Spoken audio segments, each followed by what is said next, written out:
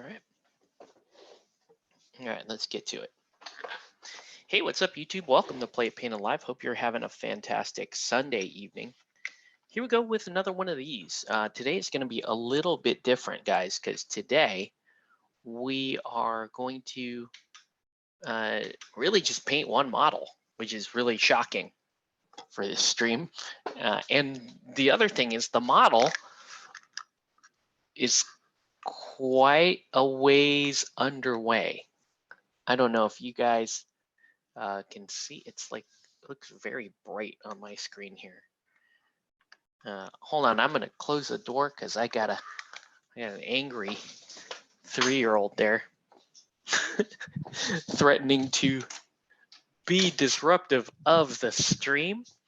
But hey, what's up, Troy Perez? Long time no see, man. Hope you're doing well. You're surviving the quarantine that we're all in here. But we're gonna paint some GodTear tonight. So I've got Raith Marid, who is looking pretty cool. You know, he's got. I like the turquoise that I got so far on his outfit. But tonight we're really mainly going to be focused in on the armor, right? And so tonight is if you want to learn how to do what I call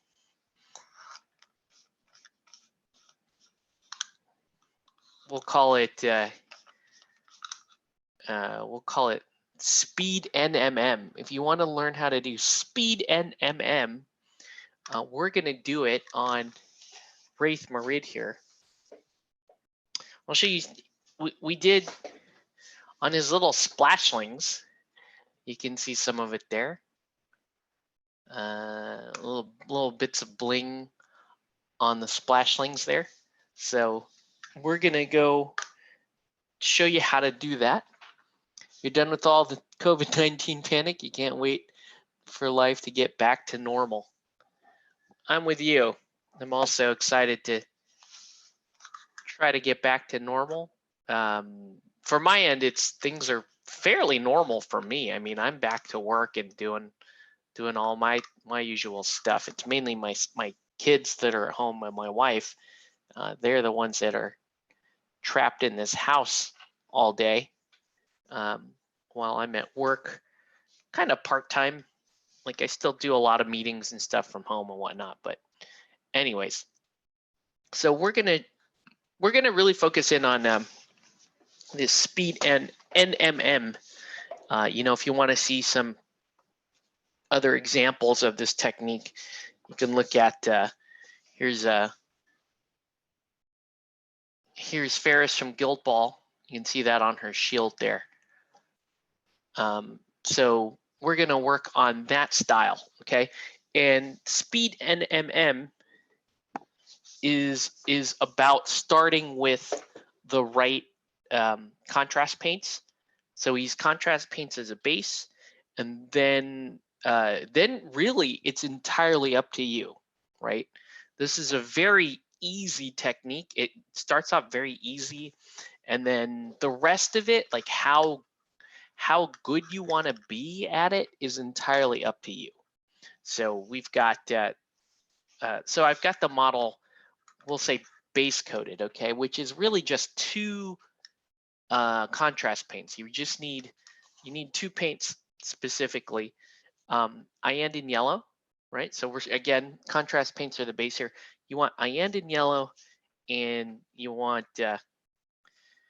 Gilliman flesh, we call girly man flesh, and that will get you this. Just without any technique or anything, just painting those on, you'll get that. Okay, nothing really fancy, and that's the starting point. Now, a lot of people can just paint that. Like if I'm in a real rush, I just paint that and then I'm done. I walk away and go, okay, let's go on to the next model, especially if it's a smaller model, because NMM scales differently. If the model is too small, you could end up putting too much detail on the model, and you could be doing too much with the NMM, and then it can start to lose some of its authenticity. But if it's the right size and you're doing the right amount of like a little bling with it, it can look pretty good, right? So that's kind of a darker NMM, kind of a bashed up NMM. And we're gonna go just a little bit brighter on this set here. So so those, again, there's some splashlings from the same set. And then this is the weird banner thing, which I don't really understand what that is. But anyway, so that's what we're working on today, okay? So let's see. On the plus side, I'm fully taking advantage of any and all extra money and mortgage payment skips everyone is offering. I haven't skipped any mortgage payments. I'm still just staying on the straight and narrow. I never tried layering contrast paints. I'm getting yellow first and then the flesh. Yes, actually, I've tried it both ways, and it's just fine going the other way too, as long as you've got that Raith bone, or I use you can use sky gray as the undercoat, or I mean a lot of times I just do zenithal prime, and you can do that too. Now, if you want that the blacksmith, that Guild Ball blacksmith gold, you do start off with a slightly yellow, darker yellow. So you might start with where is it? You might start with Nazdrag yellow as opposed to Iandin yellow. Iandin yellow is going to give you a nice bright yellow base. If you want something darker, something a little dirtier, you can go Nazdrag yellow. If you go Nazdrag yellow and you really want to continue to go darker, instead of going Gilliman flesh, then go Dark Oath flesh. And that's what I did for the blacksmiths. Okay, so anyways, that's the starting point that we have here. And now we're going to highlight and shade a little bit more. And this is really where you can kind of at this point for NMM, you paint until you're done, is what I say, until you feel like, okay, we're pretty good. And I'm going to use this NMM gold base here from Reaper, which is a really nice color. You could use NMM gold base, or if you want a little brighter, I might actually go a little bit brighter. You can go, you could go Palomino gold. And you can see they're very similar. They're very similar. It looks like NMM gold base is a little deeper though. So I think we'll play around with some Palomino gold as opposed to NMM gold base. Okay. But either one of those colors are going to work out fine. So I'll mix that up and we'll get going on this guy. My brush is starting to mess with me. I might actually have to I might actually give the number 3 the night off here. Let's do that. Let's draw the number 3 to a fine point. I've been beaten up this poor brush. I just gave it a good wash with the Masters brush soap. So I'm gonna put that away. We're gonna give it the night off, okay? So job well done. We are going to, I'm actually gonna crack open a brand new brush, because you do it every once in a while, right? So I've got a number 1 here, series 7. Look at that, never touched. Let's pop it open. Look at that. I love the absolutely brand new brushes. Apologize in advance for what I do to these poor guys. I am not a kind master to my brushes. So besides GodTear, what have I been playing? Well, before quarantine, it was a pretty steady diet of Guild Ball, some GodTear, Aristea, geez, and then post quarantine, it's been a lot of games with my son.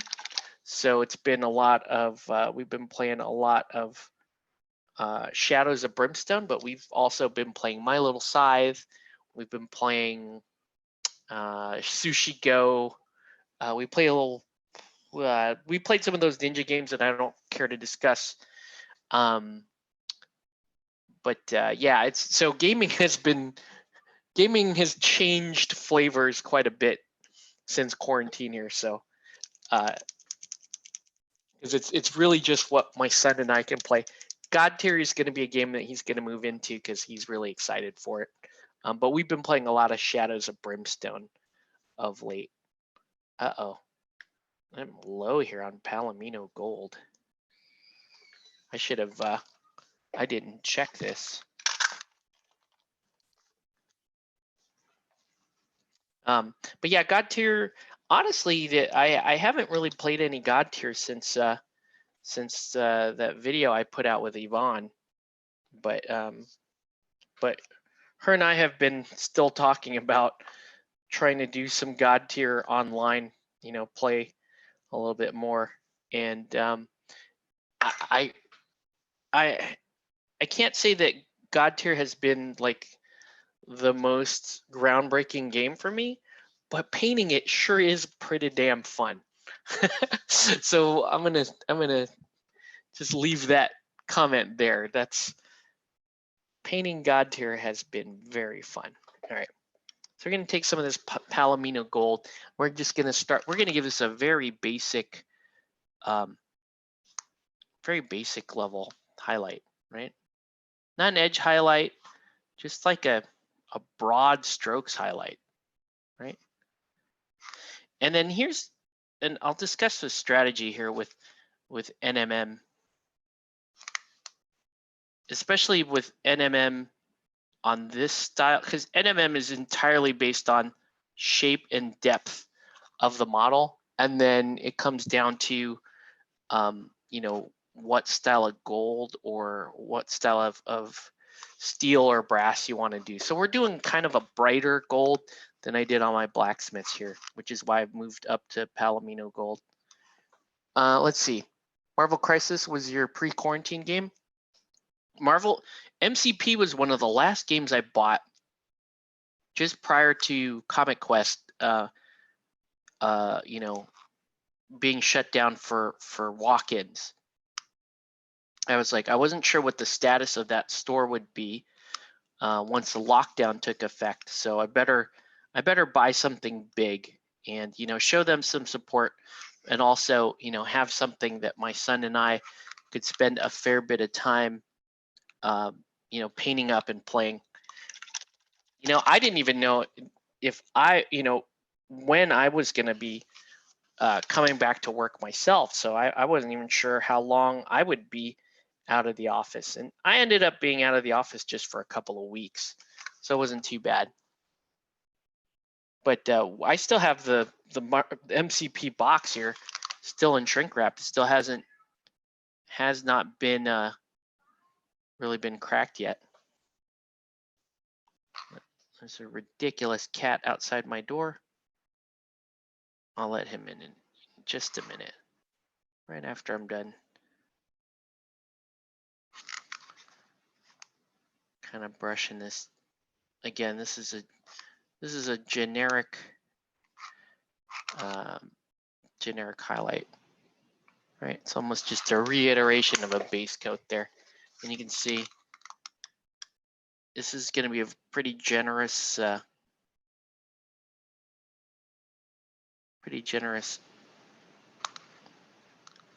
coat of paint going down. All right, let me let this stupid cat in here. Emma, you want in? Yeah, come on. All right. Let's see how long the cat stays in before he wants immediately out of the room. No, he's already looking at the door. Yep. Okay. Want back out? All right. You're out for good though.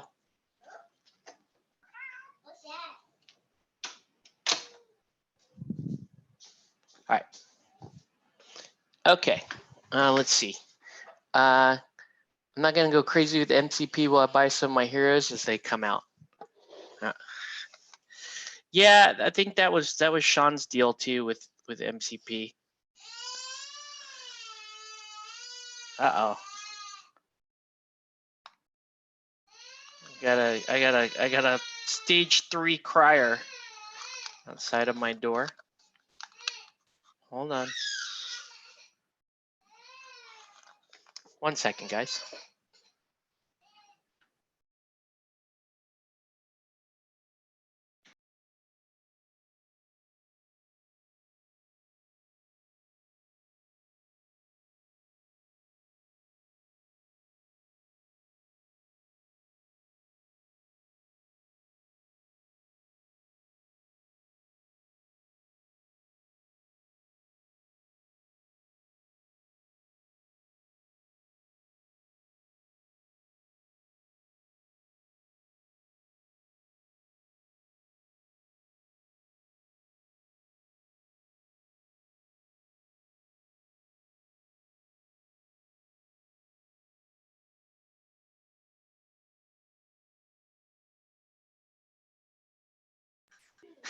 Okay.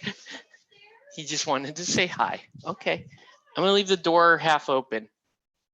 Okay, so between a cat and a 3-year-old wanting to come in,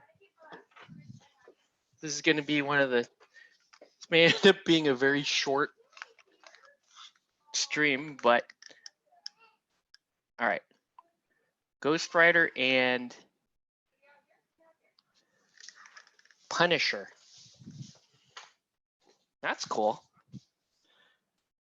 Yeah, MCP look cool. I'm really looking at Batman 3rd edition as well, because, you know, we had a lot of fun playing Batman 1st edition. 2nd edition kind of lost me, lost interest in the game.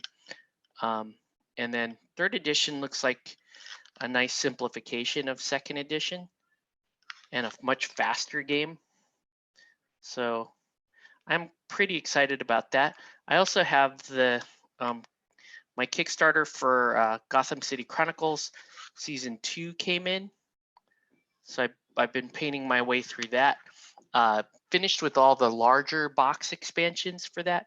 So now it's just a matter of painting all those all the little singles that the game came with, right?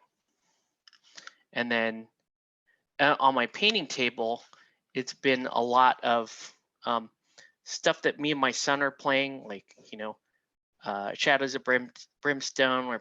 We're painting up some GodTear, and then on the commission side, I've been painting a lot of Walking Dead for Nelson. So lots of that going on. All right.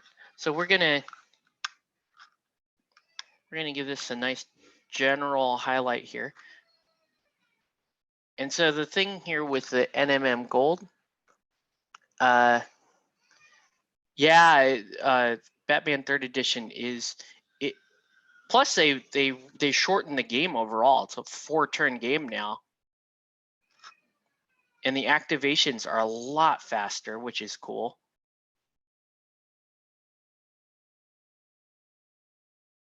All right.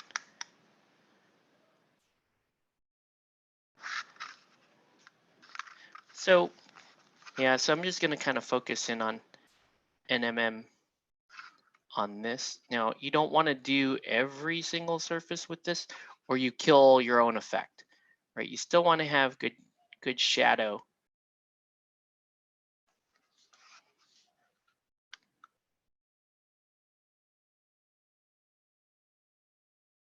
But with NMM, right? What you're trying to do is you're trying to force the biggest contrast you can force, right?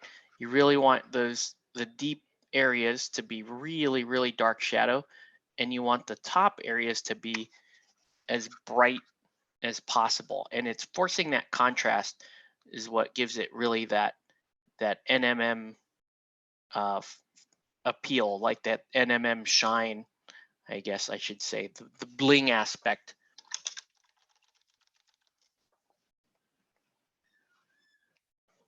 And if you're doing this right, you know, for a lot of this, you're going to want to go pretty thin So using glaze medium is your friend. But you can see even with just a couple of contrast paints, if this were if we were talking small surfaces here, you could just do that and it's pretty convincing right out of the gate. They added Kite Man. Yeah, a lot of people excited about Kite Man. So it should be pretty cool. I am excited for Batman 3rd Edition. It's going to be one of the games. I was going to demo it with a friend just prior to the lockdown. So it's one of the things that I regret not being able to do prior to all this being shut down. All right.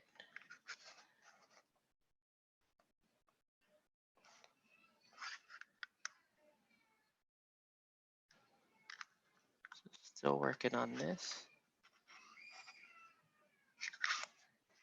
All right. My wife is still trying to calm down my little 3-year-old. He's having a rough one. He's just, since the lockdown has been kind of rough on him because, they closed his school down and he was going to a preschool and really, really enjoying it. So now he's running all kinds of weird hours and generally causing a lot of havoc. Okay. So you can see what I'm doing here, just kind of brightening up these areas. And then we're going to hit, let's see. So how concerned were you and your friends about catching COVID-19 and the whole lockdown thing? Well, I'd kind of been following the outbreak for, I want to say since December.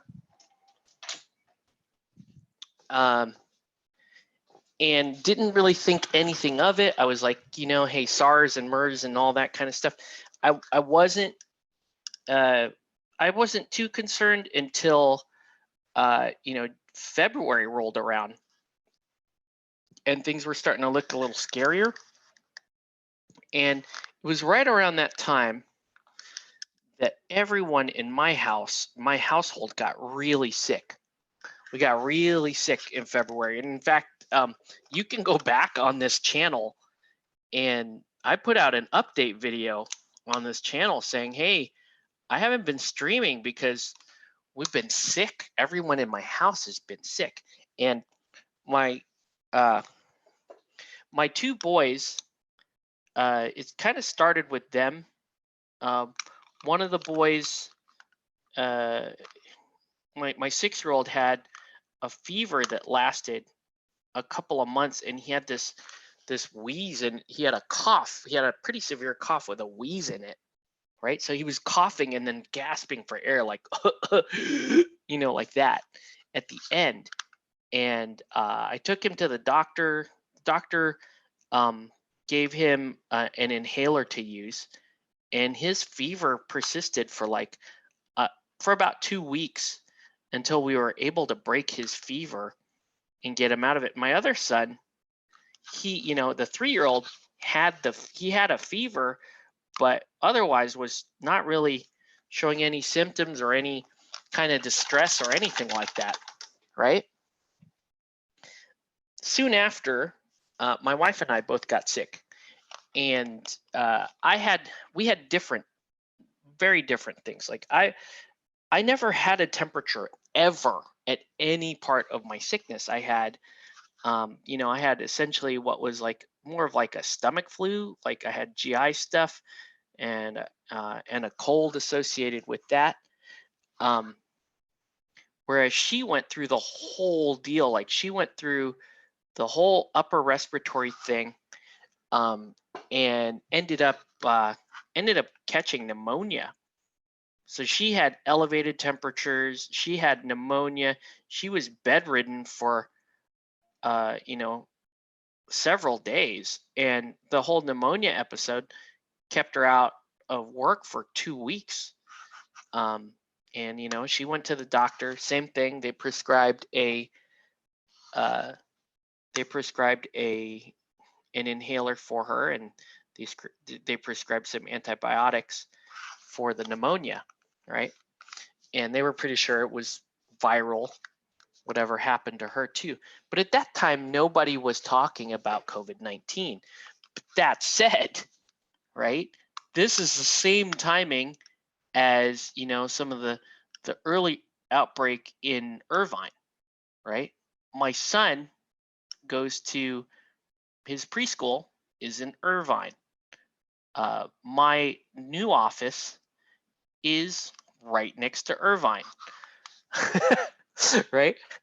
You can kind of see where I'm going with this. Anyways, so we all got really sick, and then we all got better, right?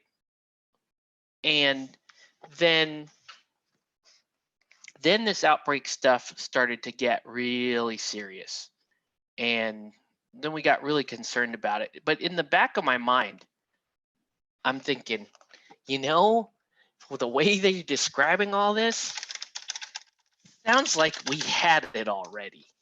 You know what I mean? I was keeping that thought mainly to myself and to my family for a while. You know, I told my wife, I said, hey, I think we had this already. I mean, those symptoms are very similar. Very, very, especially with what she had, very similar, right? We're gonna go a little canary yellow. And so the whole thing happens, you know, her school shuts down, my son's school shuts down. So it's just me and the 3-year-old for about a week before we get shut down. And I'm starting to get more and more concerned about, you know, even though like in my head, I'm thinking, well, we've already had this, but that doesn't make it any, that doesn't make it any less scary. But yes, yeah, and it's, I think it's a pretty credible theory from where I'm standing, because, right, it sounded like we had it already. My family, at least, it sounded like we had it already. So, so anyways, so when the whole thing, you know, went down and everybody's at home, my first concern was making sure we were okay. And, you know, let me put it to you this way. So every month, usually the first week of the month, I'm a very grumpy person at home. And the reason why is because we get shit tons of boxes. First week of every month, we get a ton of boxes. And it's because my wife is a loyal Amazon subscriber. And so every month, basically all of our supplies, all of our stuff for the house, water, toilet paper, all that stuff comes, you know, gets delivered by Amazon. And then I'm stuck chopping all these boxes, like boxes and boxes and boxes, and trying to figure out how to get it. Every month I got to struggle to figure out how to get that all in the recycle, because they all arrive, you know, within the space of a week. So so when this whole thing went down and people started to panic buy, you know, my wife was like, no, we're good, right? Because she's like a doomsday prepper regarding ordering supplies, and it just so happened that our supplies had come in, our March supplies had come in, you know, right before the lockdown happened. So the timing couldn't have been better.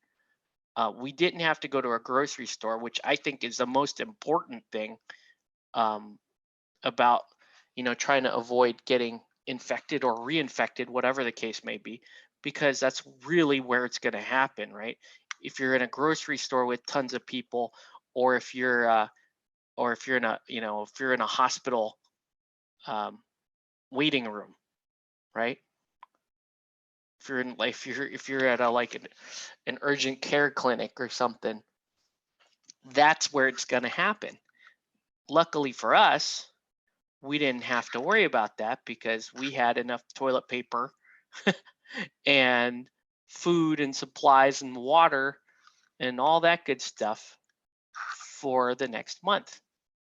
So a lot of my stress was about making sure that I didn't have to lay off anybody at work, making sure we had a plan for a work at home scenario, and just making sure we were making sure our company wasn't going to get shut down during this whole thing. So I was in pretty good shape, right? We were declared an essential business and allowed to go back to work a couple of weeks ago. So we've been back to work, but we've been practicing some pretty strict social distancing. So I've had only, I had my workforce come trickle in, right? They worked a stagger shift where 2 people would come in one day and then the other would come in the other day. And now that I have both labs back, I have almost everybody back full time. So I'm going to go back and read some comments here. Yeah, I really do think that Californians got hit with it early and just didn't realize it. And I think that there are, with the 2 strains, I think there's a stronger strain and a weak strain. Let's see. I never got sick this year, but I know who got really sick and went to the hospital. Had no idea what it was, just treated like a generic flu. Oh, well, I manage a lab for a paint company. So so painting, architectural paint was considered an essential business by the state of California because of the role that we play in infrastructure, right? You can't build new hospitals without painting the walls. You can't build you can't move people in and out of homes without painting. So we were an essential business. So our business got to stay up. Now, my particular function in the organization is I play a role in product development and quality. So product development did not necessarily need to come back right away. It was more about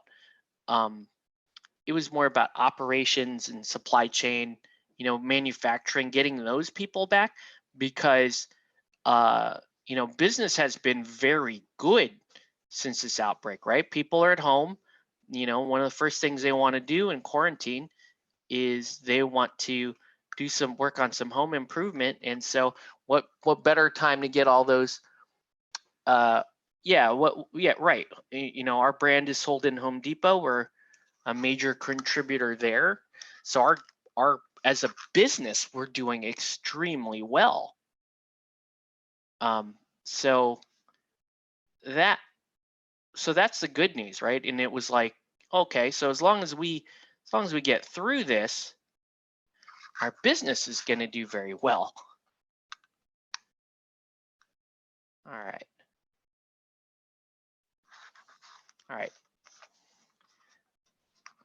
Looking pretty good so far. So, I can't really complain. Didn't have to furlough or lay anybody off. Everybody got to keep their jobs, had people working from home. And in fact, my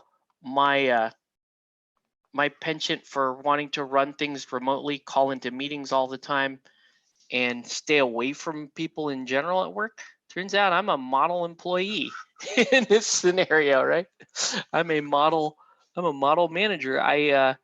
My department, I had the guys pick up and develop one of our, one of our team software, and we really got into it and got it to the point where our operation runs. I told my boss I can run my entire department from my phone, and he was very impressed by that. And now, like I said, my whole disappearing act and that kind of thing makes me a model employee. We're gonna punch up these highlights a little bit more.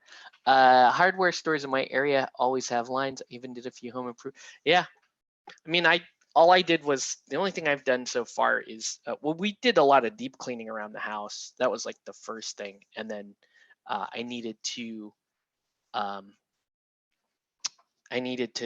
fix a drawer.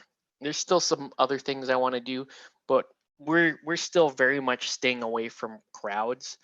So with the long lines to get into Depot and all that, I'm just gonna not right now.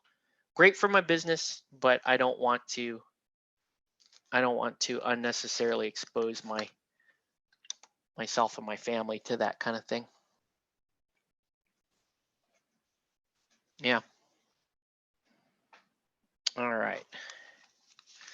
So yeah, it's, I think there were things that we're obviously concerned about, but I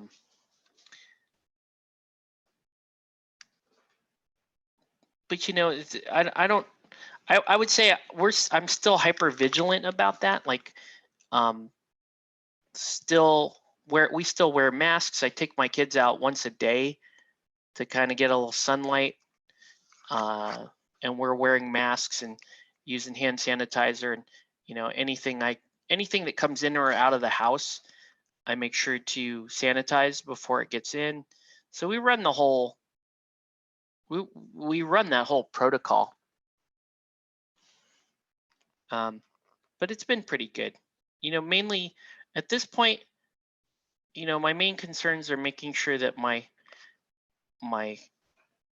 kids are still doing okay here. They've been trapped in this house for some time, and their school is canceled for the year. So, it's still going to be a little bit of a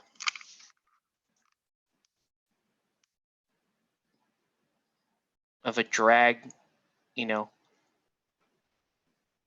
keeping all these little boys entertained and whatnot. Let's see. You're in a major city though, so the threat is more real. The county I live in has 100 cases and a population of 400K. Yeah. I mean, Irvine had a lot of cases. Irvine's like at 1,000 cases or whatever. So it's pretty significant. So, so I've been hyper vigilant about it.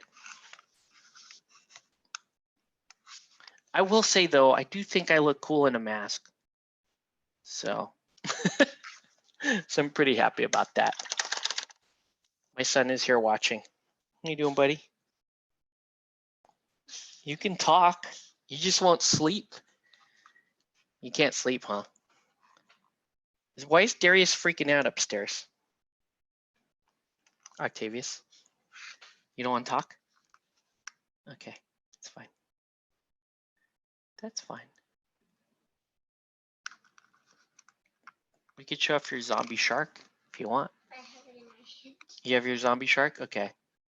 I'm going to show Troy Perez your zombie shark. So, Troy, I don't know that you've interacted with my son much, but he's a bit of the painter. Yes. And if you see some of the stuff I posted on social media, I've been posting a lot of stuff he's been painting lately because he's been very productive. Did we take a picture of this? Yes, we did. I'll show it to him on camera though. Oh yeah, I remember. So here's the zombie shark that my son painted. Show me the other side. It's really neat. All the colors, and he did a really awesome job. Look at the gore in it. Yeah, I did. Super cool. If you can't, He's probably better than, I mean, yeah, look at my, if you look at my Instagram or some of the other stuff I posted his stuff, and he's getting really, really good. Let's see. Luckily, no area on the West Coast as bad as New York. Dude, yeah. Oh, New York. Oh, man. It's because this just the population density is really, that's really probably the biggest contributing factor to New York, population density and, the reliance on public transport and that kind of thing. You would think San Francisco would be pretty bad too, but relatively speaking, San Francisco has not been that bad. So I think that the cause of the outbreak in California was from I believe a Chinese national that came over, right? That traveled through Wuhan, and that was like the first case in California. Whereas in New York, the outbreak there was caused by somebody that had been traveling through Europe, right? And if you look, Europe got wrecked pretty hard as well. That's why I have this completely unfounded theory that there are two strains that went around, and that that whatever landed here in California was the weaker strain, we'll just say the less deadly strain, whereas the more serious strain went through Europe and then landed in New York.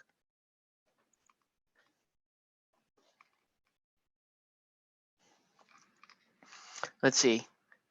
SF would have been bad, but they locked it down really fast. But here's the thing, though. California versus New York. New York actually locked down earlier than California did. And California had its first case, like 5 weeks before the first case in New York came out. So again, I'm not saying I know this to be true. I'm just saying that's kind of where my theory about two strains comes from. So there has to be a less virulent strain that went through California. Talking about coronavirus, right? We are talking about coronavirus, son. Do you have anything to add to the conversation, son? Yes. Yes? What do you want to add? No, you probably shouldn't come to our neighborhood because there's a bunch of non-smart people. Yes, there are a bunch of non-smart people in our neighborhood. Go ahead. Today when we had our walk, there were two kids and a dad. There was like this first kid that was running around in pajamas. And he ran right next to Darius without a mask. Yeah. And Darius didn't wear a mask. That was upsetting. He was looking up and down. Right. And then there was this kid and his dad biking around where we were supposed to go, right? Hey, what's up, Sayed Harris? Thank you, sir. Yeah, there are an alarming amount of people in this area walking around without masks. Some people, like my son was saying, some people not even really paying attention to the social distancing. So there's some concern. I was in so we live in Laguna Hills, which has a really large retirement community in Laguna Hills. And I was at the Big Lots today getting kitty litter and cleaner and that kind of stuff.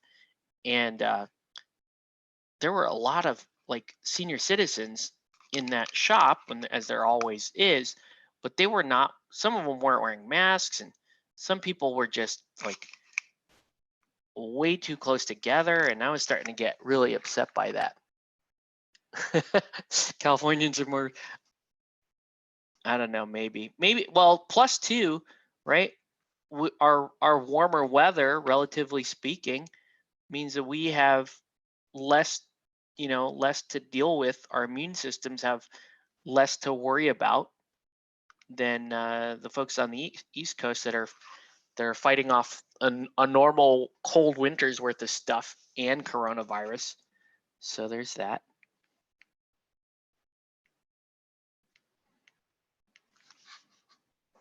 All right. But yeah, my son is right.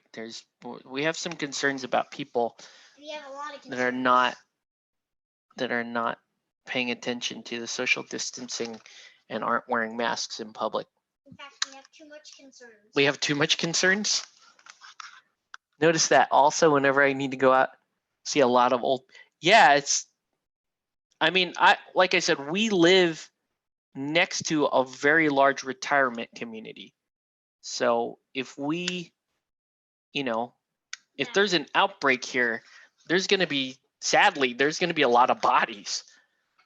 There's not going to be a lot of people. We have a low case count here, but in Laguna Hills, but if the Irvine case count came over here, we would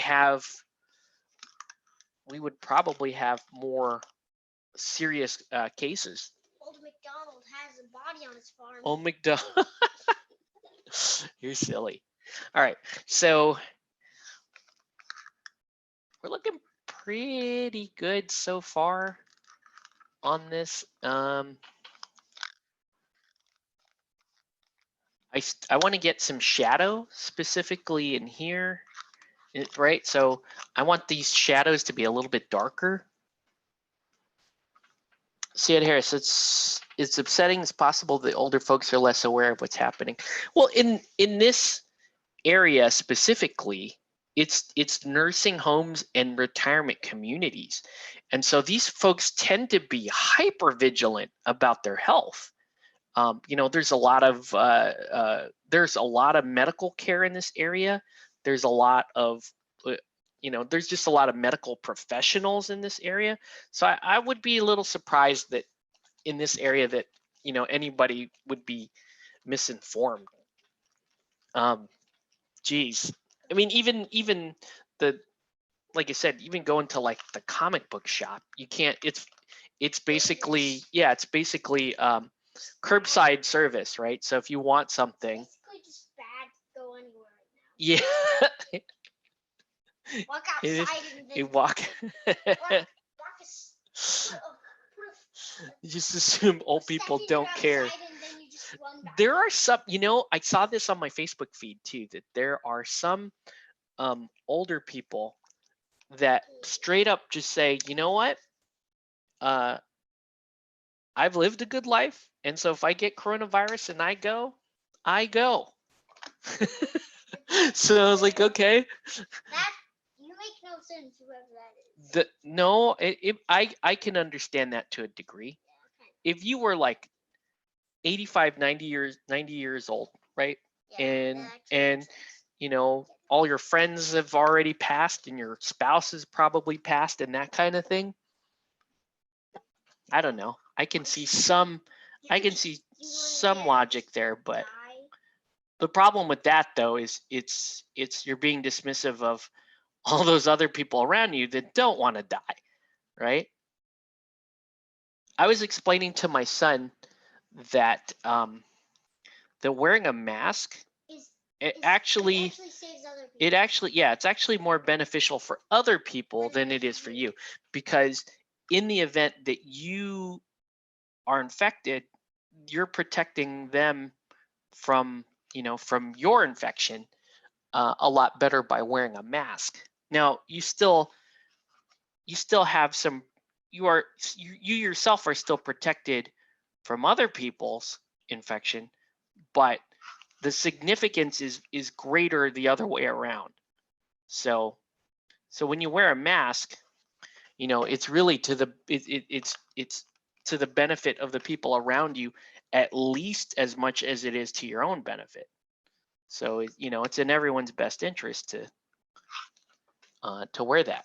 So okay, so what I'm doing right now is I'm just adding a little bit extra depth to the shadows with some sepia ink. So I mix some sepia ink with a little glaze medium, And that's going to give me kind of like a liner that I can play around with. I have a little bit more time to play around with, and I can put this specifically where I want it. So for example, like I was saying, you've got this deep channel here, which makes a lot of sense to play that shadow out a little more, right? And so the better you are at defining shadow and bringing your highlights up, the more contrast you can generate and the more believable. I don't know if believable is the right word. I guess it's the word I'm looking for. The more stark the NMM look is, it's just nicer because it's just hyper defined. So I'm gonna put a little shadow in places where I want people's attention to be, you know, especially next to where your top highlights are going to be. You're going to want a dark shadow or deep shadow next to it, right? Because it's an edge. Your lightest highlights are an edge highlight. So right on the other side of that edge, for metallic or non-metallic effect, you're going to want a darker shadow next to it, right? So you've got a thick line there, and I'm trying to make this channel here look a little deeper. So I just put a little ink glaze in there, right? And you can push this color-wise, you could push this down as far as you like. You know, you can push this to black if you really, really wanted to, but it gets a little harder to pull it off if you're doing that.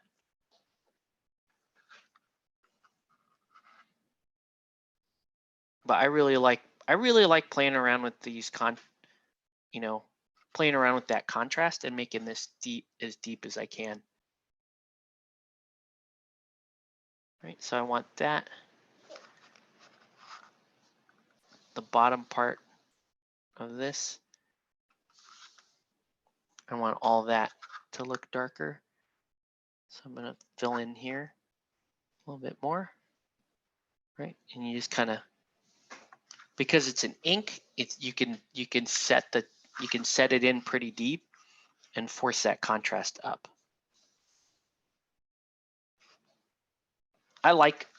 It's nice to be able to just slow down and take your time on some of these minis. I don't always get that luxury because, you know, I'm working on commissions or whatever, or I'm working on larger projects. GodTear is a joy to paint. I don't know if you guys feel that way. I think it's an absolute joy to paint. It's because it's interesting. It's interesting.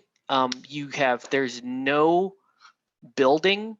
You just do a little basing on the miniature, prime it up, and you get these really great sculpts out of it. So I've been pleasantly surprised with how fun GodTear has been to paint. See, so let's say I want to have. Speaking of GodTear, I have a GodTear mini. You have a GodTear mini, yeah. Well, you haven't painted it yet. Yeah, but it hasn't even been primed. Right. We just put a little bit of texture on it. Yeah. And we'll prime it and paint it this week. Yeah, GodTear is a joy to paint. The game is okay. You know, it's growing on me more and more. It's a lot more casual than Guild Ball is. And so I can see myself playing GodTear with a wider array of people. You know, like my son, for example, or you know, my son Yvonne likes playing it. So I have a few people. I know, we're gonna play it. We're gonna play it. That means you have to learn how to read, son. It's important. Yeah. Okay. We're gonna work on some reading skills. Why is reading so important? because you need reading for like the rest of your life, dude. It's like one of the most important skills you're going to learn in your entire life. Super important. Super important. All right, so I'm going to blend the little claw stuff out here. What'd you ask me? What's the most important skill? Being, I would say, being a good listener and observer, probably the most important skill. Besides breathing, eating, breathing, sleeping, those are all super important skills. But most of us are already pretty good at that, or you're dead already. But if you're talking about skills that you need to interact with other people, then it's gonna be listening. Listening is listening and learning is a way more important skill than talking and teaching. Okay, way more important. What's not more than breathing?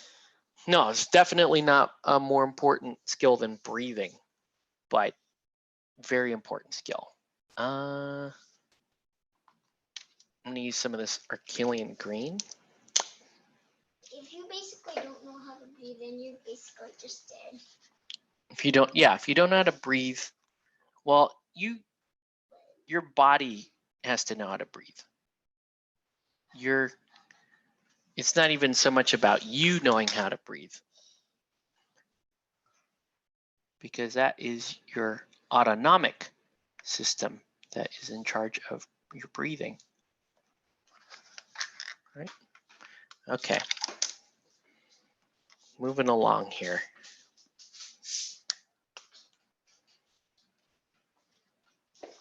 So looking pretty good so far, right?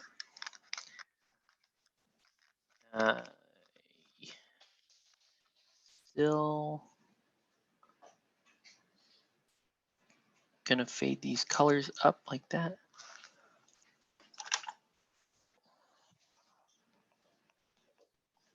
That's what I like about using glaze medium. So it'll keep it open long enough. You can blend. It's just easier to blend the colors in and out of the transition. I really like this dude. Just a great sculpt overall. All right. Another thing we need to do, I want to add a little more shadow to the blades. The blades are not looking so great. What's up? Shadow again. Yeah. Yeah, that's basically all you need to do. I always, yeah. Shadow and highlight. Shadow and highlight. That's how you do, once you start doing all this NMM stuff. That's what you need to know. You need to shadow and highlight until you get, and basically until you feel like it's done. So I'm never going to do it. So I basically can't do that half Tuska guy until shadow and highlight. No, you can. Oh, hey, what's up, Nelson? How's it going, buddy? All right. Nelson, are you going to ask Dad to paint more Walking Dead because he needs money? I already put he already did. He had some Walking Dead over there. Yeah. Wait, is that the same thing that you painted last time? No, well, no. It's a different set of minis. All right, so we're gonna do. Well, after that comes the same one. Oh, jeez. Octavius, it's not desperate. It's good. Why? Yeah, it's good to rock these commissions while we got more time at home. Yeah, you also should because of that description that you made for Amazon Prime on Netflix. So. What description? Remember for that song? I don't say it on camera. Remember? What? Remember? Man's not hot. I can't get on. Remember? Oh, jeez. Yeah, you got a description for that. Remember? A subscription? Yeah, remember you had to get a subscription. Yeah, but I've had that subscription. Yeah, what I'm saying is you have to pay money for that. Oh yeah, you have a monthly subscription. Well, yeah, sure. You're funny, kiddo. So yes. No, it's just a good idea, son. We've been buying a lot of minis and stuff. And I also was talking with your mom. Probably you need to upgrade the router in this house. What's the router? The router is what allows all this internet to be possible on all of these devices. Yes. Always good. Yeah. Like on the computer? Always good to do extra cache, and Yeah. I like it too because it keeps the painting nice and regular, and you can continue to paint models. Wondering if I want to have a blue tinge to these blades or not. It might make it a little bit more interesting. Yeah, let's do that. Let's give it just a little bit of a blue. Barely, just a little bit of a blue tinge to the blades. All right.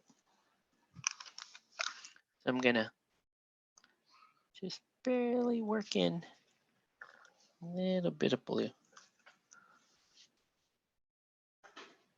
Contrast paints are a little finicky here. It's like sometimes it looks like too much, so you gotta be careful. You can see there that little bit of blue coming in, and I'm gonna force that closer to the shadow, right, like that. And then while it's still wet, we're gonna transition it out like that. Right, that's about as subtle as you can get. We'll do that here.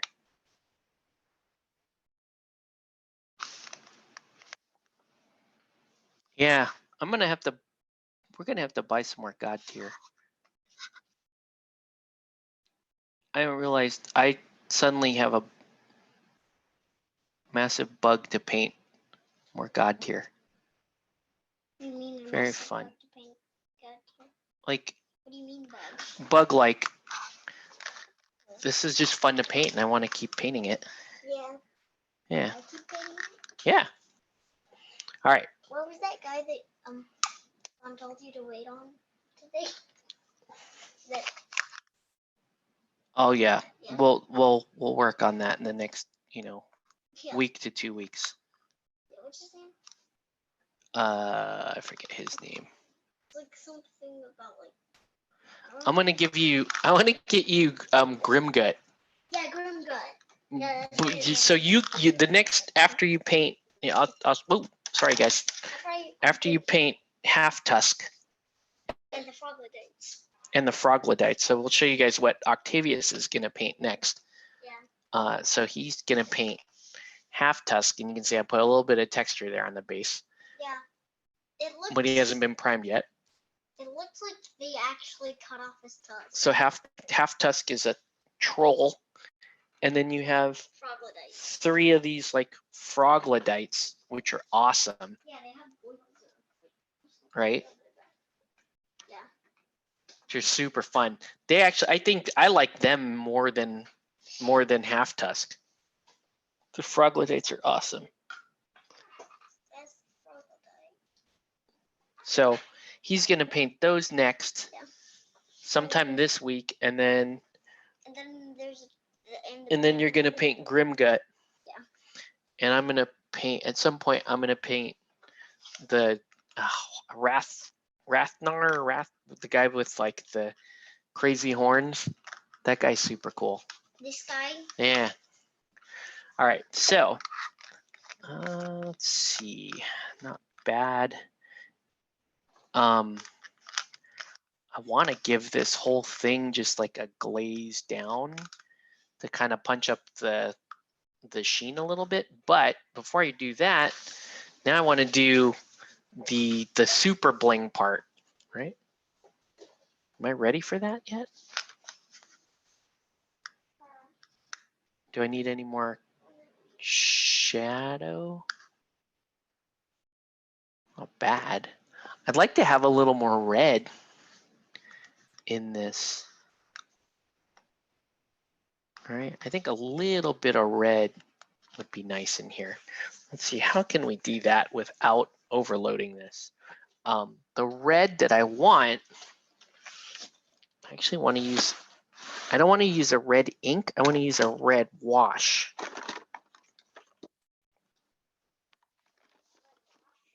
Yeah, because you want, this is a red wash. Let's try it. A little bit of red in the gold is nice, gives it that a little more of a burnished look. Oh man, this, I haven't used this wash in some time.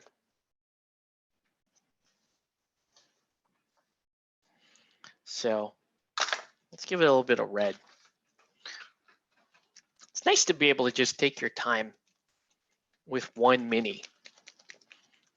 I don't get to do this very often, folks, so trying to have fun. Yes, it does take longer to do this. A lot longer. But we're having fun, or at least I'm having fun. So I'm just sitting here. This is a lot. This is usually, I usually don't do nearly this much for NMM, but this is fun. This is fun for me. Dad? Yep. You know something that I think is kind of weird about the troglodytes? What's weird about the troglodytes? Oh, this is. You know that skin in the sugar gliders arms so they can glide? Yeah. Yeah. And they kind of have that with their arms, and that makes me kind of confused. They have that in between their arms. Did you ever notice that? There's like no red in this red. Yeah, I know. It's not working. It's not working very well. Okay, I want to try something different then. Let's try something different. If I have this ink, I'm looking for a very specific ink. And I usually only use this ink for like copper NMM, but we're just experimenting.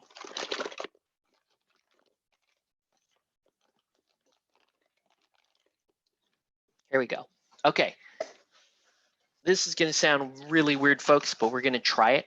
Skin Wash is a Vallejo ink, which should never be used for skin. It's just never use Vallejo Skin Wash for skin. It's the worst wash you can use for skin. It works fantastic if you're making NMM brass, though. You want a ruddy brass or even copper, because this is an intense, this color is like an intense red orange. Red orange thing. Yeah. It's just not a good skin color, but it's a great color for a lot of things that have nothing to do with skin. There we go. So I'm going to mix that with a glaze. I used a bunch of my time off work to sell some old board games and miniatures, and I'm not interested. Well, that's good. I actually need to sell some Guild Ball. I got to sell a miners team. Because you don't like the miners? Yeah, I'm just not interested in the miners, and then why did you buy them? Because they were the miner guild for my engineers team. So, okay, good. So this is giving it a ruddier complexion to the gold, which is nice. Sell the engineer team? You can... No. Oh. Well, actually, I am going to sell that engineer team anyway, because I want to buy the resin engineer team. I like that. I thought you didn't like resin. I don't, but I like the sculpts. Resin? I like those, the particular, like the resculpt of Colossus and stuff. Oh, this is nice. Dad? So this is giving it a really nice ruddy color. Yeah? What's up, buddy? If you're gonna sell them, then before you sell them, could you show them to me? Because I might like them. Well, they're metal. Have them. You want them? Well, I might. I'll show them to you. I'll show them to you. I want to play it. Well, I might. Okay. Well, I only have. I'll show them to you. 2 Build-A-Ball teams so far, and only one of them's painted. So I might need to get more. Okay. I'll show them to you. Because you really like the game, and I want to play the game with you. Okay, buddy. That's nice, bud. Yeah. For sure. The more models we get, the more games we can. I like that. If I read, then I get the feeling. Yeah. You really need to read to play Guild Ball though. Guild Ball is a very advanced game, son. But you are bright enough. GodTear isn't as advanced as Guild Ball. Like I'm fairly confident you can learn GodTear pretty quick. Is GodTear easy? Reading is going to be super important though. What about Malifaux? Malifaux is a very complicated game. But at some point, I know we will play we'll play some Malifaux.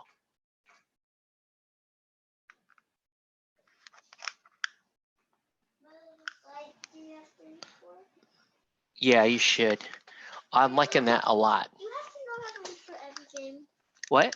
You have to know For a lot of the miniature games, you really do want to learn how to read.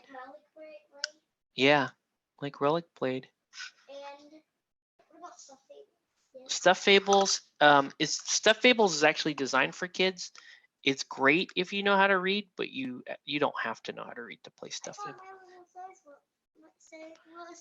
Yes, My Little Scythe is also designed for kids. And you do not actually need to know how to read to play My Little Scythe. What about Stuff Fables? Yes. Stuff Fables, it's good to know how to read, but it's kind of designed so that like an adult or somebody else can read you the story parts, and you can roll the dice and make the decisions. But you're 8 years old to have to play it. Oops, I'm not 8. Anyways, yeah, you're supposed to be like 8 to play. So that doesn't make sense. But you're a smart 6-year-old. You should know how to read by the time you're 8. Yes, you're right. 8-year-olds are expected to know how to read. So then why would an adult read for them? Because a lot of people play Stuff Fables with their kids and read it to them like it's a bedtime story and then play. You will never fully appreciate the world of memes without knowing how to read. He's right. He is right.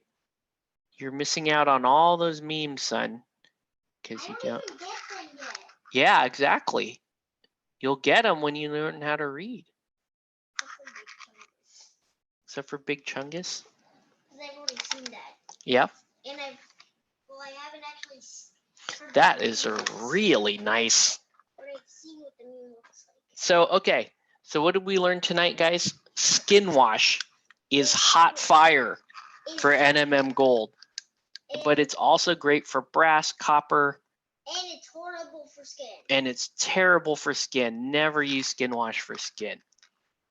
If you do that, then that's really bad. But that will mess I did that once. And you hated it. And I hated it. So learn from my one mistake.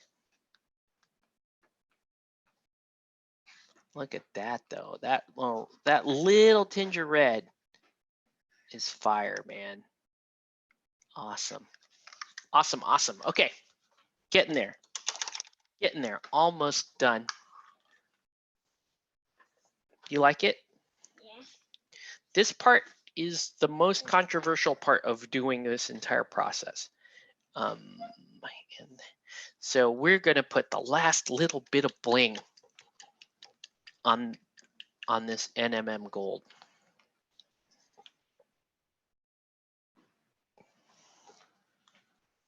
All right. And that has to do with the color off-white. So we went dark into the shadows with sepia and skin wash. And we went 2 shades higher by using Palomino Gold, Canary Yellow, and finally Ice Yellow. And now the tippity tie, the tippy top part of this highlight is going to be off-white. And you really just want to put like a spot down. That's it. Right? That's the absolute zenith of where that light is hitting, right there, right? And this is definitely the less is more highlight. So you're going to put it on specific surfaces and sharp. You need sharp edges, not soft edges. Sharp edges. So even that wasn't quite sharp enough. So that was a mistake. So we're gonna do a little do-over there because that was not a hard enough, was not a sharp enough edge there. So we'll blend that out. All right. I got a couple of bling blings there. I usually call this the bling step. And you're gonna put little bits of bling. Oh, there should be a little bit of red on the nose. Let me see if I can get a bit of red there. All right. Let's get a little red there. Right there.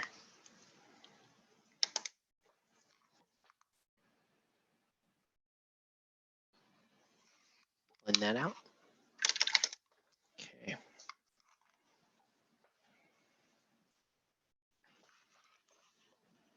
Still a little bling right here. So I'm going to be very deliberate about where these little bling marks go. Is this like sun? Mm-hmm. It's like the brightest part of the light hitting. Yeah, bouncing onto the gold. Yeah. Is that why it looks so shiny? Yeah, because it's reflecting. The sun. It's reflecting the sun or whatever light source we're dealing with here. What if you saw real gold in this room? Would it still look shiny? Yeah. These lamps? Yeah. Real gold is shiny and reflective when it's polished. What if it's not polished? I mean, gold is always a little shiny, but like when we're talking about armor plating, that kind of stuff, it's usually super high polish to it, right? So, and do bling marks.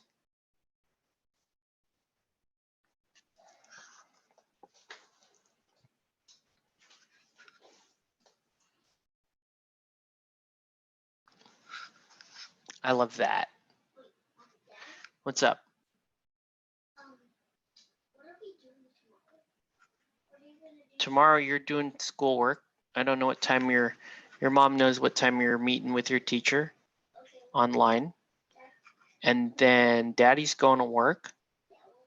Yeah. Who do you wake me up when it's time for you to wake up? Why would you want to? Do you have any idea how early I wake up? Yeah. All right. 8. No. Alexa, set alarm 4:45 a.m. Yeah, I get up really early. It's still gonna be super dark outside, Octavius, when Daddy gets up. I can wake you up before I leave. It's still gonna be dark when I leave the house. If you want, but maybe at least do something to wake me up. Okay? why do you want to be woken up at that time? It's really early. Because when it's time for before the time of my meeting, I kind of want to play that game. I mean, you'll have plenty of time to do that as long as you wake up, As long as you wake up around 8 o'clock or whatever, that's fine. Yeah, I was saying wake I'm 8 o'clock. I've been at work for 2 hours by that time.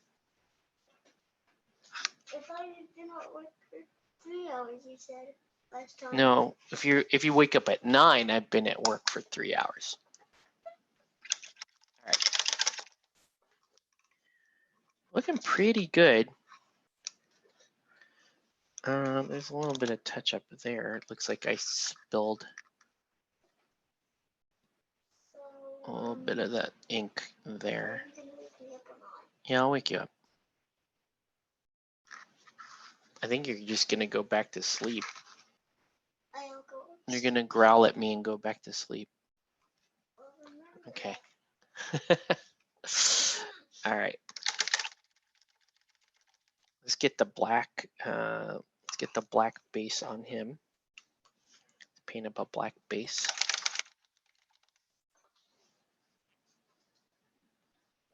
Trying to keep this brand new brush clean. It's been a while since I painted with a 1.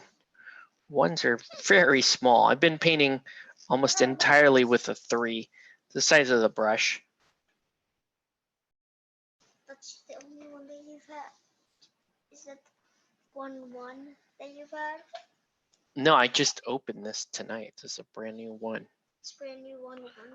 It's a brand new 1. 1. I've been painting with a 3. I've had lots of 1s. So much 1. I had lots of 1s in my. Are we talking about brushes, right? We're not talking about something else. I'm not talking about numbers. Okay. Yeah. Now we really Okay. Let's. What do I do with the black?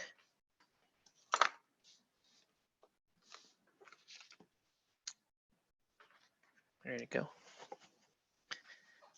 Wow. Very fun model. Very, very, very fun.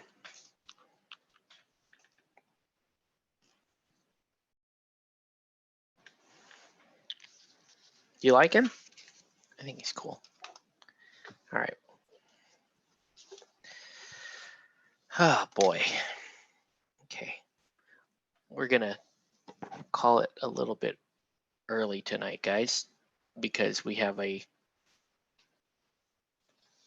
we didn't do that much to this model. It was already pretty much done. We just worked on the NMM really. Octavius, this show sucks when I just talk to you and I'm not listening to other people. Anyway, let's do this. Okay, here we go. All right. We'll get you a microphone or something next time if you want it, because if you want to contribute a lot, then. Yeah, okay. All right. See you, buddy. All right.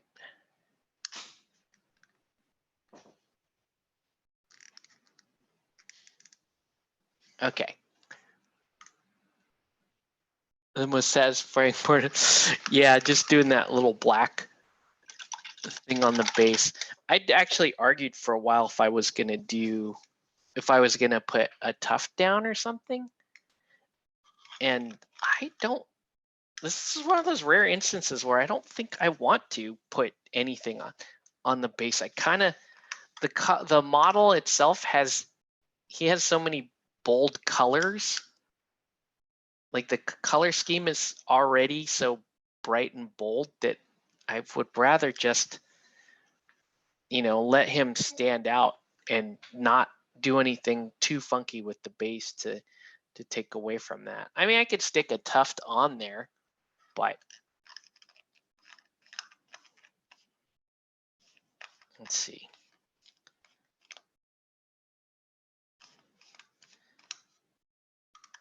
All right.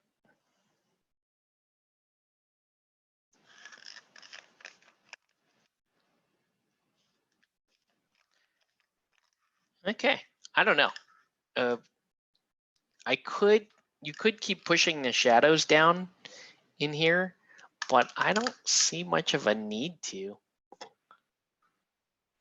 I think it's pretty good without having to go super nuts.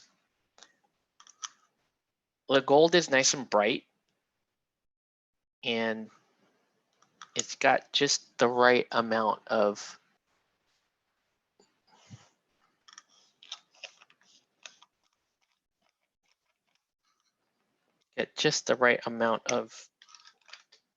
bling to it. Like I have like a dozen or more different formulas for gold. So it just depends on how bright or how showy you want that gold to be.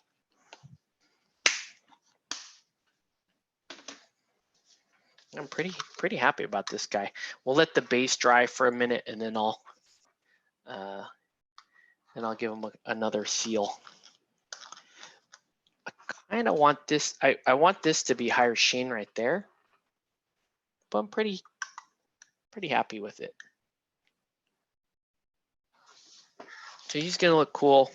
I'll show you the rest of his team little splashlings.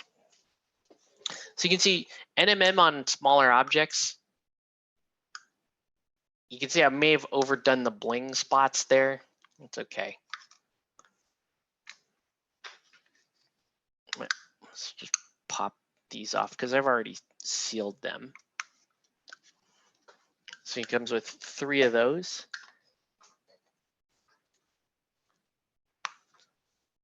Okay. There we go. And then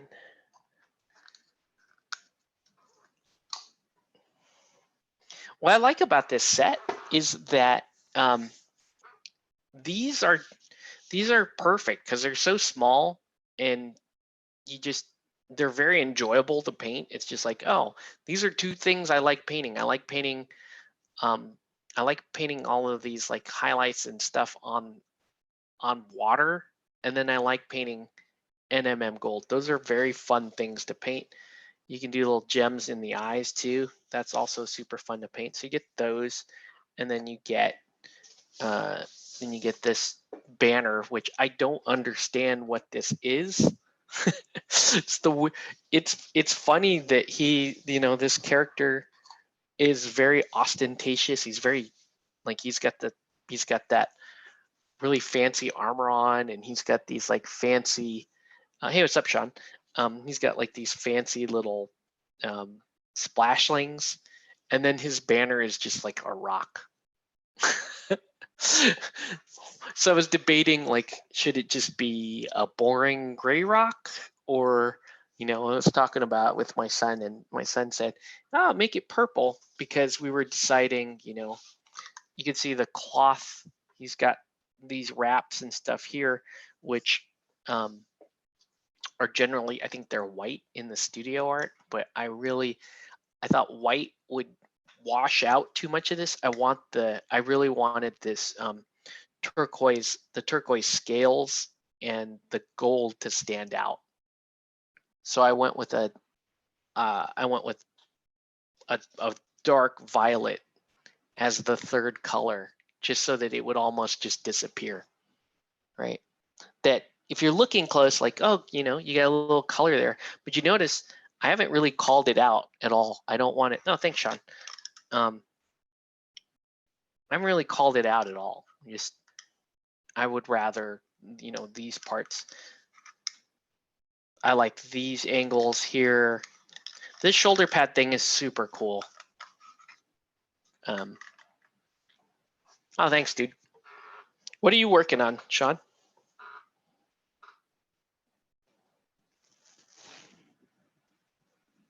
I'm going to give, I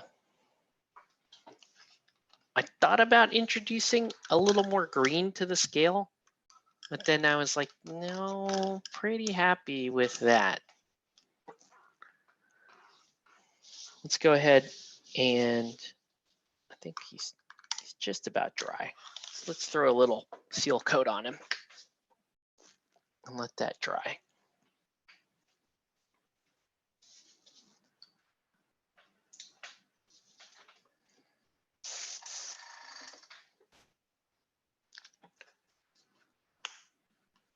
Beastgrave Satyrs, cool. Yeah, I think I am back on board that GodTear train, at least as far as painting is concerned. It's just fun to paint these sets. The GodTear 2-player box. Yeah. Yeah, I mean, all the GodTear stuff I've painted so far has been surprisingly good. Maybe with the one exception of being, what's it called? I always forget the name of the hero, of the champion, but the Church of Dual Wield, probably my least favorite GodTear paint job. I like the sculpts, but the paint job I did not the happiest with. Each person controls a single hero and their minions.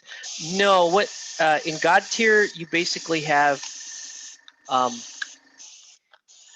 your warband consists in a full game. Your warband consists of 3 champions and their minions, and there's no faction. So you pick the 3 champions that you like, and then you get all their minions. That's a full game. My favorite way to play the game is not quite a full game. I like 2 champions and their minions. Let me give this guy a good coat, especially up here. I want that NMM to kind of build. I actually want to build a little sheen on it. There you go.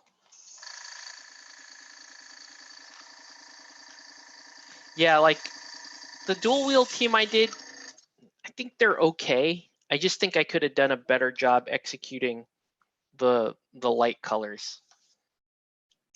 They look okay. I should have. I wish I was a little bit cleaner on the transitions.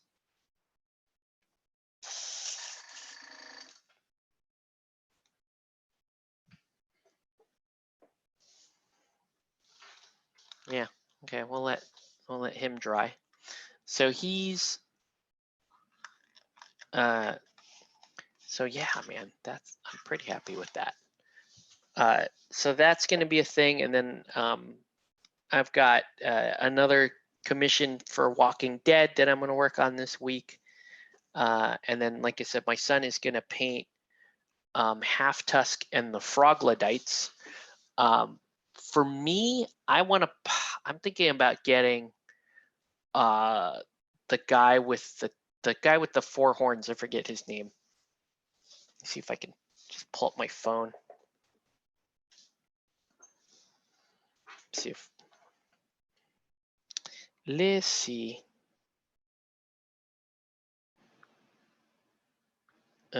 Oh geez. So my wife is telling me that her friend's husband, his cousin was an EMT who recently died from COVID-19. So I'm sure it's a California case, but yeah, healthcare worker, only 42. Holy crap. Holy crap. That is really sad.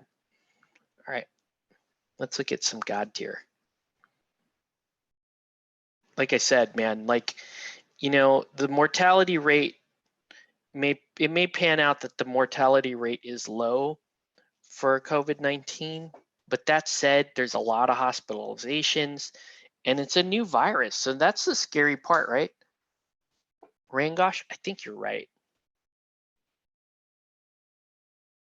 I'm just finding that I like a lot more of the GodTear models than I originally thought.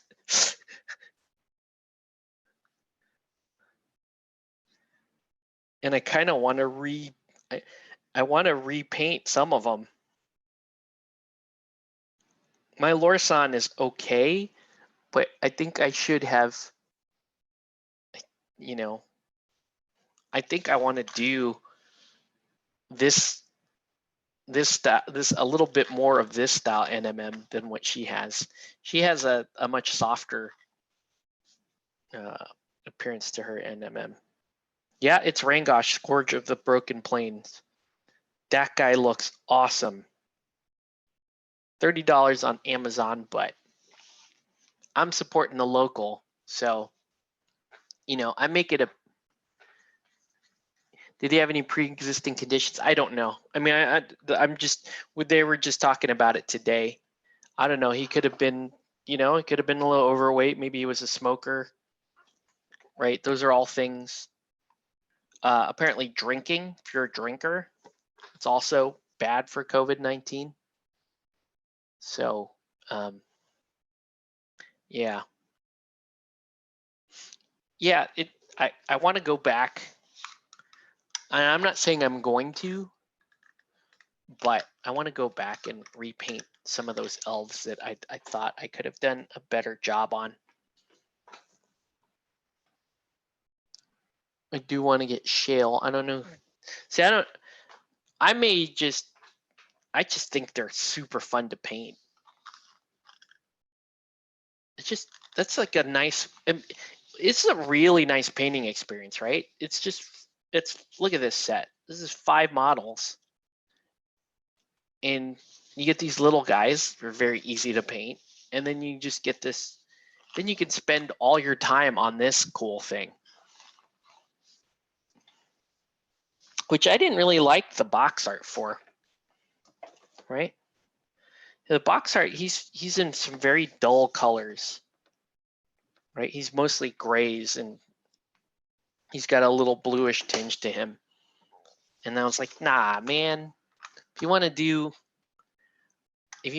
a showy vein lizard man, this is how it's done, son. You do this. you do big time like that. So yeah, for GodTear, I have both starter boxes.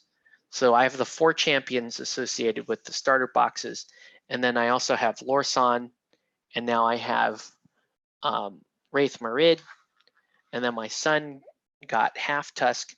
He's gonna have Half Tusk, and he'll have Grimgut. So he'll have the real gribbly looking things. I'm interested in any. I like the elf aesthetic for this game, so I like Lorsan, and I like keep forgetting this guy's name. The dual wield elf guy. I kind of want this. The neoprene mat. What am I saying? Of course I want that. It's a mat. It's a neoprene mat for GodTear. And you guys know I'm addicted to neoprene mats. Oh my gosh. Oh my gosh. I could just hit. Only 4 left in stock. Buy it now. Oh dear. Okay. All right. We bought it. Yay. Okay.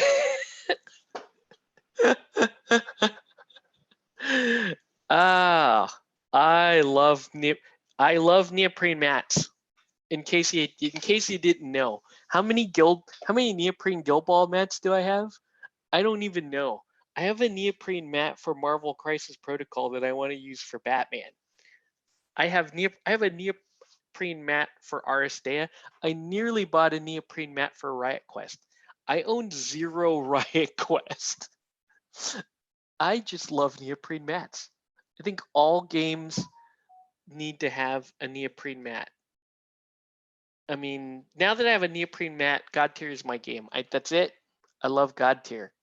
It's good. They had a mat bought. It's Nelson, you gotta give me some more Walking Dead because you gotta cover my losses here. Oh man. Yeah. No, I should though. I should own lots of GodTear. I really should. It's just so fun to paint. And the game is pretty good. The game is pretty entertaining. It's no Guild Ball. for me. But let's face it, every game, once you play Guild Ball and you deep dive Guild Ball, every game beyond Guild Ball just feels like a casual game, right? Correct me if I'm wrong. If you feel different, if you feel like, oh, I play Guild Ball, maybe the only other game that really feels like hyper or really built for competition is going to be War Machine.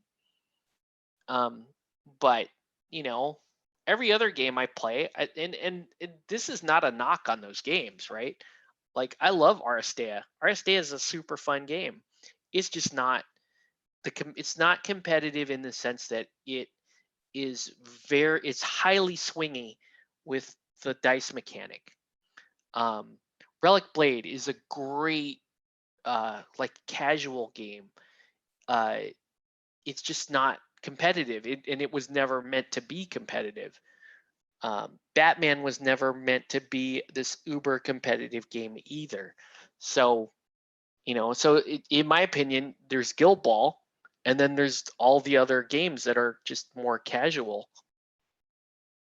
We're talking about during quarantine, we've been talking about all these like dead games, like Hell Dorado, super fun game, and Wrath of Kings and that kind of stuff, and getting back to playing even Anima Tactics.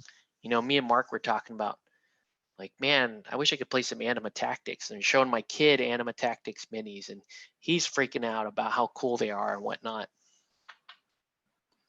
Let's see. 4 people in here watching this should have bought all the mats as soon as this. That would be the most evil thing ever. And it would have been awesome if you guys had agreed to do it. But you saw how fast I was, right? I was like looking down at Amazon. I'll have another 10 batches lined up. Got to, man. I'm gonna start buying. I do want to. That's it. I want to paint a lot of this. It's fun. Look at this dude, man. I mean, they're not all gonna be winners like this guy, but they're pretty cool. I mean, we can look at. I could show you guys some of the other GodTear stuff that I have painted up, and it's pretty damn cool. But yeah, I really like this guy. This guy got me. I'm sold now. I need to do more of this for sure. A lot of fun sculpts in GodTear. I'm going Rangosh next, I think. The dwarf guy is probably the least interesting guy. The dwarf guy and the orc guy are the least interesting to me. So I don't know if I'm gonna get those guys, but there's a lot of cool ones. I'll get Rangosh. I don't know if I probably will eventually get everything, just because it's a fun collector thing. And then I don't know. The thing about GodTear, it's like plus I can start just selling like warbands for cheap, right? I can go on eBay and put a warband up for, for start the bidding at retail, start the bidding at $26 and go, okay, good luck guys, and see how much money that, it brings back. If it makes $50, worth it, right? Because you paint all these, and you can paint a Guild Ball, a GodTear warband in one setting. So it's, if Nelson were to ever run out of minis, this could be another thing I start cranking out for extra money. We know Nelson's not going to run out of minis. What are we talking about? That dude just backed Resident Evil 3. He's not. Nelson, you're not running out of minis. But if you think, I think what were you telling me the other day, Nelson? Like you set up a bunch of your stuff that was painted. You set up a bunch of your, I think it was Walking Dead or something that you set up, and you saw it all painted, and you're like, okay, now I see the value in all of this, because it's true, right? When the whole board is painted, it's just super cool. It's just that's the whole point of this channel. Is like you don't have to be an award-winning painter. You don't need to be, super good at painting. It's the idea that you put all of it down. When you put it all down to play, and the real way to enjoy these games is painted, right? The real way to really get into your games, and the main reason why you get into miniature gaming is miniatures. That's why it's called miniature gaming. It's not called balanced rules gaming. It's not called character gaming. It's miniature gaming. The reason why you're into miniature games is because you like these, and you like them way better when they're painted, is what I'm saying. So you don't need to have, one of the things that there are some super talented painters out there. There's some crazy, there are at least 10,000 better painters than me on YouTube, at least, right? And they're all great. They're all fantastic. But when they get into commission and display level work, that's completely different than what I do. Okay, like what I do is I focus on, let's get you on the board, and let's approach it from the philosophy of, when everything on the board has got color to it, it's going to look fantastic. And as long as that color is reasonably good, right? As long as it's reasonably good, the board is going to look amazing. And those display guys are they're like I said, they're leagues better than I am, but they don't play all painted. And so they're, you're going to walk by their table and go, oh wow, that your commander's really cool looking. Oh, that's amazing. What did you do? And you spend hours and hours and hours on that. Whereas the table that's entirely painted, it's not just admiring this really, really high-end model. You're now enjoying an experience. You're experiencing the whole game painted. You're experiencing the whole game colored in and fit fit for purpose, right? Yeah, when the whole game is painted, it's just, I don't know, it feels complete. It feels, and when you play like any of the board games I put together and painted and that kind of thing, like when we're playing those board games, yeah, sure, they're fun. Like Shadows of Brimstone is a very fun game, painted or unpainted, right? Of course it's fun unpainted, but when you see all those monsters show up and they're all painted and all your cool guys are painted, like this is an NPC for Shadows of Brimstone, just a little blacksmith guy, right? Just even when the little blacksmith dude is painted, and then I need to introduce you guys to my favorite things in Shadows of Brimstone. Bartholomew. Did you know you could get doggos? Like you could get goodest boys in Shadows of Brimstone. Look at this. 2 seconds to paint this little doggo. But this is Bartholomew. He's the bestest boy. And then you have a pack mule, right? And we're calling him Filbert. So we have Bartholomew and Filbert, and they're awesome. And then for you community fans, we have Senior Chang. I'm still working on Magnitude and Leonard. But yeah, so, but that's the point, right? It's not that not everything has to be crazy display level good, but you get it all on the board like that, and it's gonna be fantastic. Anyways, oh, I'm so excited. I got a neoprene mat. We are playing, people. What I would like to do is we may work out like a streamed demo game, which will be interesting because the other person will have to control things remotely or something like that. Yeah. Anyways. So we'll hang out for a little bit. I'm excited, man. I don't know. GodTear is it's a pretty cool game. Let's look at while we're letting that dry. Let's look at the character cards for Raith Marid here.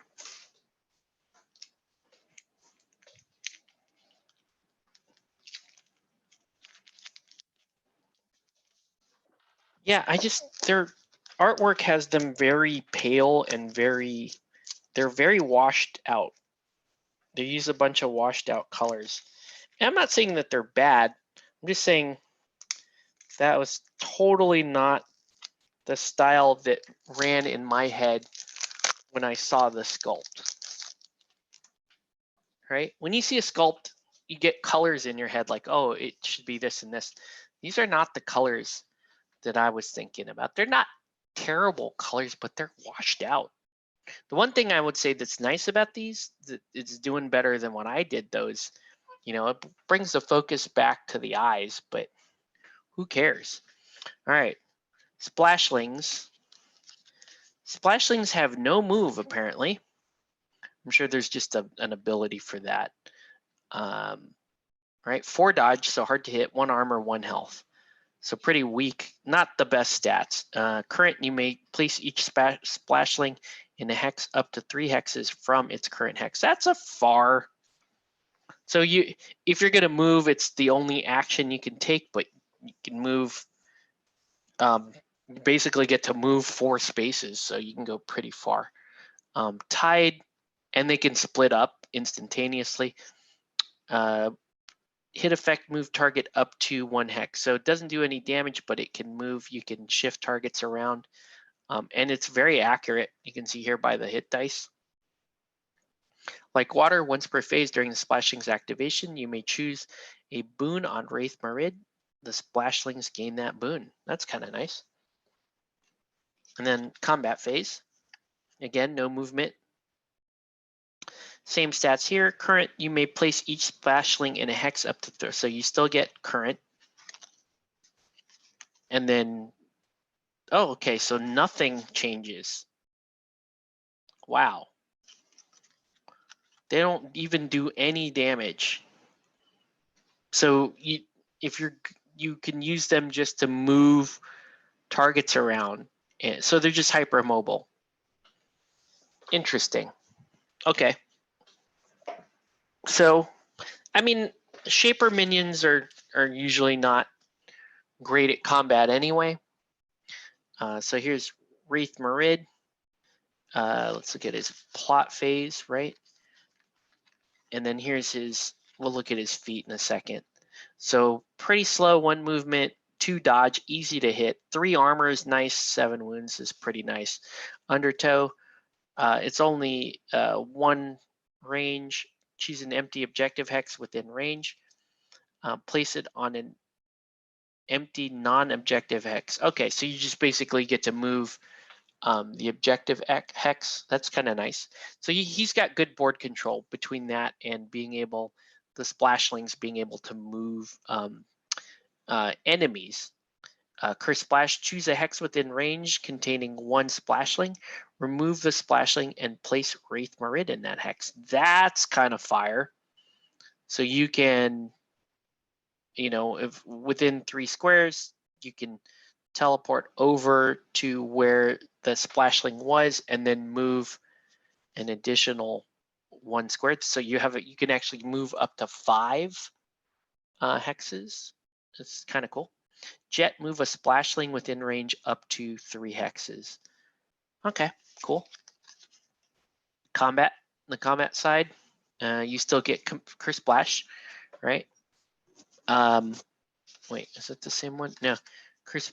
So now you can remove a Splashling and place Raith Marid. Oh, it's in the same. Yeah. So he gets to keep Curse Splash in the combat phase. Headbutt is a 1 range, 5 dice, 5 damage. That's kind of nice, and moves the target 1 hex. And then Lunging Strike before the to hit roll. move Raith Marid up to 1 hex towards the target. That's kind of nice, right? And it's 2 away. So he actually has pretty good threat range. He has a deceptively good threat range, very accurate attack, and then not as good damage on that one. Okay. All right, so this is their feat, basically their once per game ability. Place Raith Marid on a hex within range, then move each enemy model within 2 hexes of him up to 2 hexes in the order of your choice. That is a very strong feat, which can be a game-changing thing. Shaper Champion, obviously, they gain +1 when they make a claim. And then Rippling Scales, when a Splashling leaves the battlefield, Raith Marid may gain the boon of your choice. So he uses the Splashlings to get around the board, to give himself boons, and to help control objective hexes and move models around. Very strong control model. I guess you pair him up with, you'd obviously want to pair him up with a bunch of like damage champions. So probably going to want a, one hunter style champion and then one maelstrom type. Either I don't know that you run him with the what are they called, the guardian or protector type. Just mainly unless your guardian or protector type has decent damage, because you want some damage dealing. I guess you could put him in with Church of Dual Wield.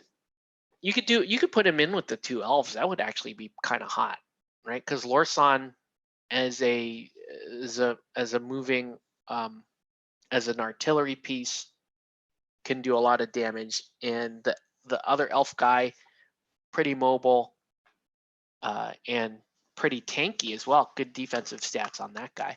And then this guy here is going to be your movement / control piece. So he could work on that team. So I guess you commit to either having a Maelstrom and Hunter, or if you're going to take a Guardian, you're going to want to take a Guardian who can do a little damage. Cool. All right, guys. Well, it is coming up on 11 o'clock. And I think I am going to hit it here. Any other comments, questions, or anything before we call this feed to a close? Again, we worked on Raith Marid, doing some NMM and non-metallic gold. Really fun paint job, just fun model. Lots of fun things to work on here. So, alrighty, guys. Have a good night, everybody. And yeah, we'll catch you on the next one.